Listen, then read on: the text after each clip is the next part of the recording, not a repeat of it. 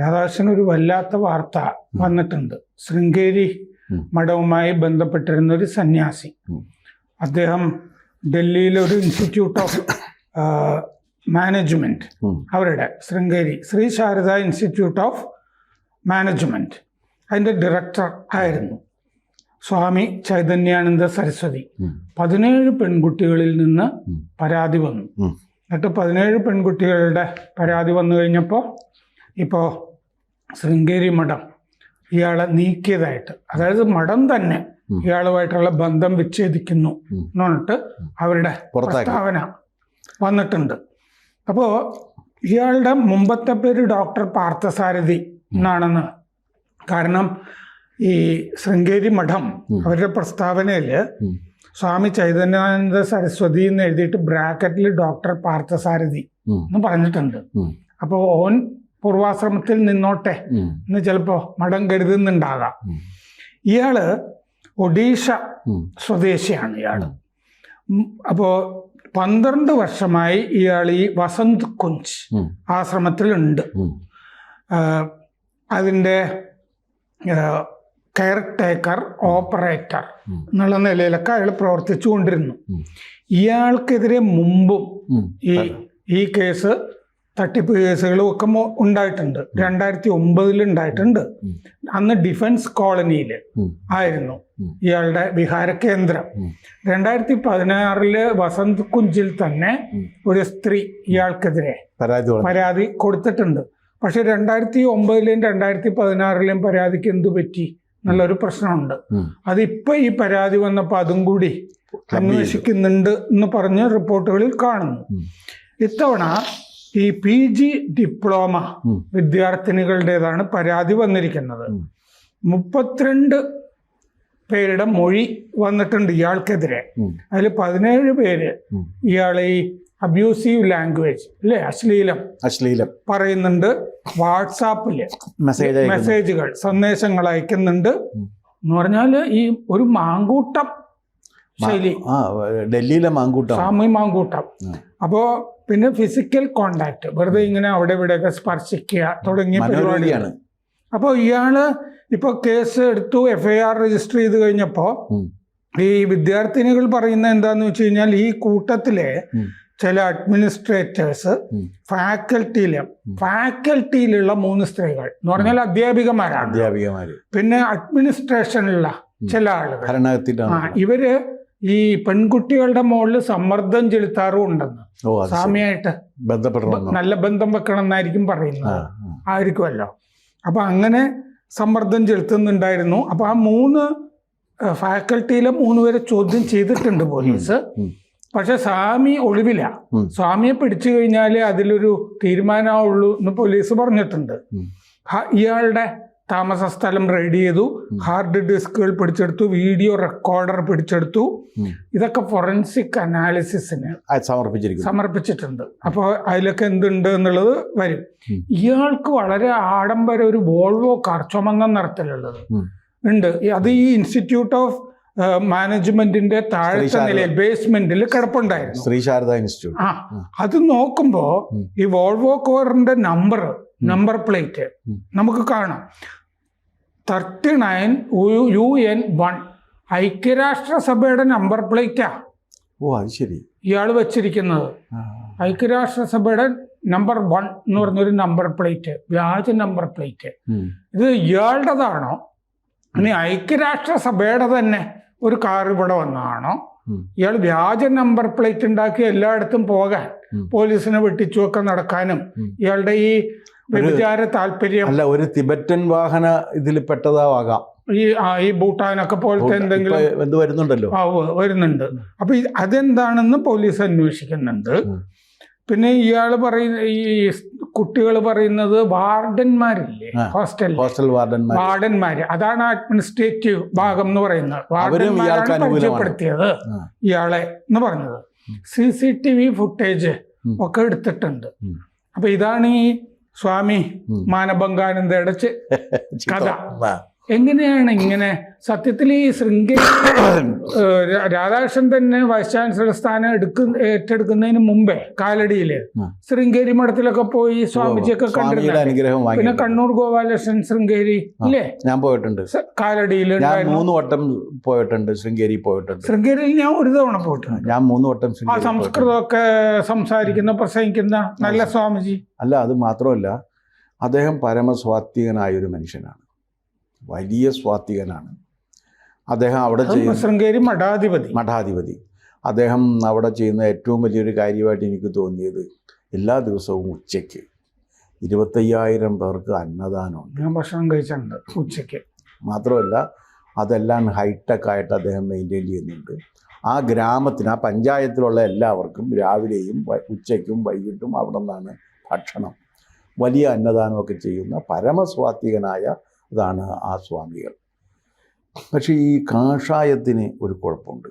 അതെന്താണെന്ന് വെച്ചാൽ അവരെക്കുറിച്ച് ശങ്കരാചാര്യരാണ് പറഞ്ഞേക്കുന്നത്, ഉദരനിമിത്തം ബഹുകൃതവേഷം എന്ന് പറയുന്നുണ്ട്.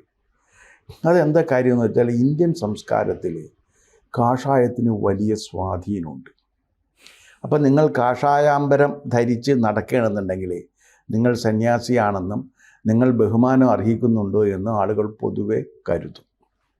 ഇതിൻ്റെ ഒരു രീതിയാണ് ഇന്ത്യയിൽ. അപ്പോൾ ഈ ഏറ്റവും വില പിടിച്ചതിനാണ് ഇമിറ്റേഷൻ വരിക. ഇപ്പോൾ സ്വർണത്തിനെ ഇമിറ്റേഷൻ വരുള്ളൂ, ഇരുമ്പിന് ഇമിറ്റേഷൻ ഇല്ല, ഒരിക്കലും വരില്ല. അപ്പോൾ ഇരുമ്പിന് ലിമിറ്റേഷൻ ഉള്ള ഇമിറ്റേഷൻ ഇല്ല. പക്ഷെ സ്വർണത്തിന് എപ്പോഴും ഇമിറ്റേഷൻ വന്നുകൊണ്ടിരിക്കും. 1 ഗ്രാം ഗോൾഡിൻ്റെയും 2 ഗ്രാം ഗോൾഡിൻ്റെയും ഒക്കെ ആയിട്ട് ഇമിറ്റേഷൻ വന്നുകൊണ്ടിരിക്കും. അപ്പോൾ ഈ സന്യാസത്തിൻ്റെ വേഷത്തിൽ എപ്പോഴും ഇത്തരത്തിലുള്ള വളരെ വൃത്തികെട്ടവന്മാർ കടന്നുകൂടും എന്ന കാര്യത്തിൽ എനിക്ക് സംശയമില്ല. കാരണം ഇതിലെങ്ങനെയെങ്കിലും കടന്നുകൂടി ഇതിനെ ദുരുപയോഗപ്പെടുത്തി ഇതിലൂടെ ബാക്കി കാര്യങ്ങളൊക്കെ ചെയ്ത് ആളുകളെ സ്വാധീനിച്ച് തൻ്റെ ലൈംഗിക സംതൃപ്തി നേടുക എന്നുള്ളതും സന്യാസിമാരിൽ ചിലരുടെ രീതിയായിരിക്കും ആണ്. അതിൽപ്പെട്ട ഒരാളാണ് ബഹുമാനായ ഡോക്ടർ പാർത്ഥസാരഥി. മാത്രവുമല്ല, ഇദ്ദേഹത്തിൻ്റെ ഒരു സ്വഭാവം അനുസരിച്ചിട്ട് ഇദ്ദേഹം ഒരു പ്രിഡേറ്ററാണ് എന്നാണ് എനിക്ക് തോന്നുന്നത്. മുമ്പ് കേസ് അല്ല, പ്രിഡേറ്ററാണ് ഇദ്ദേഹം. എല്ലാ പ്രിഡേറ്റേഴ്സിൻ്റെയും ജീവിതം എന്ന് വെച്ചാൽ ആദ്യത്തെ സംഭവങ്ങളൊക്കെ ഒതുക്കി പോകും. ലൈംഗിക മനോരോഗികളുടെ ഒരു പ്രത്യേകത അതാണ്. ഇപ്പോൾ രാഹുൽ മാങ്കൂട്ടത്തിൽ എന്ന് പറയുന്ന കക്ഷി ഒരു ലൈംഗിക മനോരോഗിയാണ്. അയാൾക്ക് ചികിത്സയാണ് ആവശ്യം. ആ ചികിത്സ കൊടുക്കാതെ അയാളെ സംരക്ഷിച്ച് നിർത്തുകയാണ് ചെയ്യുന്നത്. ഇവിടെ സംഭവിച്ചത് എന്താണെന്ന് വെച്ചാൽ ഇയാൾ ഇങ്ങനെ ആണ് എന്നുള്ള കാര്യം ബോധ്യപ്പെട്ട സമയത്ത്, ആരോപണം വരുന്നു എന്നുള്ളത് കൊണ്ടല്ല, ആരോപണം ശരിയാണ് എന്ന് ബോധ്യപ്പെട്ട സമയത്ത് അയാൾ ആശ്രമത്തിൽ നിന്നും അതിൻ്റെ എല്ലാ ചുമതലകളിൽ നിന്നും നീക്കിയിട്ട് ഇയാളെ നിങ്ങൾ ഡോക്ടർ പാർത്ഥസാരഥി എന്ന പേരിൽ തന്നെ ഞങ്ങൾ ബന്ധം വിച്ഛേദിക്കുന്നു പറഞ്ഞിട്ടുണ്ട്. ഇയാൾക്കെതിരെ നടപടി എടുക്കണം എന്നാണ് പറഞ്ഞതിൻ്റെ അർത്ഥം. ഞങ്ങളാണ് പരാതി കൊടുത്തിരിക്കുന്നതെന്ന് അതിൽ പറഞ്ഞിട്ടുണ്ട്. ഇയാൾക്കെതിരെ നടപടി എടുക്കണം. കാരണം ഇയാള് ആശ്രമത്തിന്റെ സൽപ്പേരിന് കളങ്കം ചാർത്തിയൊക്കെയാണ്. ശൃംഗേരി പോലുള്ളൊരു ആശ്രമം. ആ ശൃംഗേരി ആശ്രമത്തിൻ്റെ ഒരു സവിശേഷത എന്താണെന്ന് ചോദിച്ചു കഴിഞ്ഞാൽ, ശങ്കരാചാര്യരുടെ സിദ്ധാന്തങ്ങൾക്ക് ഏറ്റവും കൂടുതൽ പ്രചാരം കൊടുക്കുന്ന ആശ്രമങ്ങളിലൊന്നാണ് ശൃംഗേരി. ആ ശൃംഗേരി ആശ്രമത്തിൻ്റെ കളങ്കം ചാർത്തി എന്നുള്ളതാണ് ഈ ഡോക്ടർ പാർത്ഥസാരഥി ചെയ്തിരിക്കുന്ന കുറ്റം. അയോധ്യ അഭിഷേക സമയത്ത് നമ്മുടെ കശ്മീരിലെ ശാരദാപീഠം പുനഃസ്ഥാപിക്കാനുള്ള ശ്രമങ്ങൾ, ഇങ്ങനെ ഒരു ശൃംഗേരിയുടെ വലിയ സംഭാവനയുണ്ട്. ശങ്കരാചാര്യർ സ്ഥാപിച്ച മഠമാണത്. അതിൻ്റെ ഒരു പ്രത്യേകതയുണ്ട്. ഈ ഭാരതീയ സംസ്കാരത്തിൻ്റെ പ്രസരണ കേന്ദ്രമാണ് ശൃംഗേരി. അത് ചെറിയൊരു സ്ഥലമല്ല. അപ്പോൾ അതിൽ വളരെ സ്വാത്വികനായ ഒരു സന്യാസി വര്യനാണ് ഇപ്പോൾ അതിൻ്റെ മഠാധിപതി. ഞാൻ അദ്ദേഹത്തെ പോയി പലവട്ടം കണ്ടിട്ടുണ്ട്. അദ്ദേഹം ഇവിടെ വന്നപ്പോഴും പോയി കണ്ടിട്ടുണ്ട്, ശൃംഗേരിയിലും പോയി ഞാൻ അദ്ദേഹത്തെ പോയി കണ്ടിട്ടുണ്ട്. അപ്പോൾ രാമേന്ദ്രൻ നായർ ചീഫ് സെക്രട്ടറി ആയിരുന്ന സമയത്ത് A.K. ആന്റണി മുഖ്യമന്ത്രി, ശൃംഗേരി മഠാധിപതി കരുണാകരൻ.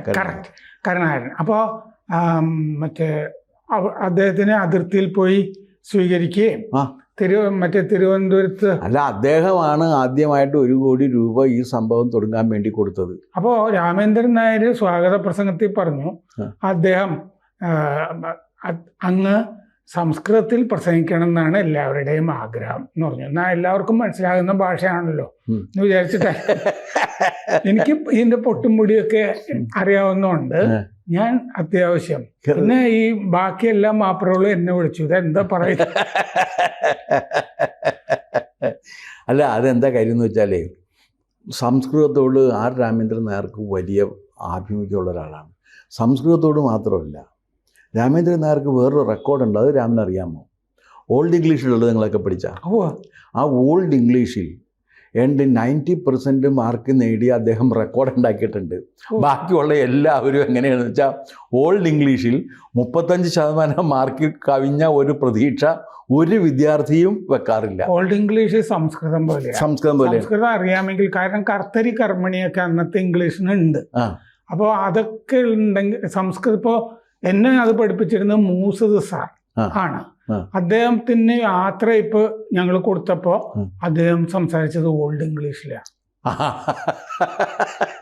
അപ്പൊ ഈ ഓൾഡ് ഇംഗ്ലീഷിൽ റെക്കോർഡ് മാർക്കാണ്. അത് ശരി. മാത്രവുമല്ല, എൻ്റെ അടുത്ത് അദ്ദേഹത്തിൻ്റെ വളരെ അടുത്ത ബാച്ച്മേറ്റ് അല്ലെങ്കിൽ ആ ജൂനിയർ സീനിയർ അങ്ങനെ എന്നുള്ള ഒരാളായിട്ടുള്ള എൻ കൃഷ്ണൻ നായർ ഉണ്ടല്ലോ, പഴയ DGP ആയിരുന്ന IPS കൃഷ്ണൻ നായർ വന്നിട്ടുള്ള അവനല്ലാതെ ലോകത്ത് വേറെ ഒരാൾക്ക് ഇത് ഇത്രയും മാർക്ക് നേടി ജയിക്കാൻ കഴിയില്ലെന്നാണ്. അത്രയേറെ പ്രയാസമുള്ള ആ ഓൾഡ് ഇംഗ്ലീഷിലൊക്കെ അങ്ങനെ ഒരു ക്ലാസിക് സാധനങ്ങളിൽ വലിയ താല്പര്യമുള്ള, അതിൽ പാണ്ഡിത്യമുള്ള ഒരാളാണ് ആർ രാമേന്ദ്രൻ നായർ. അങ്ങനെ ഒരു വെറുതെ കക്ഷിയല്ല.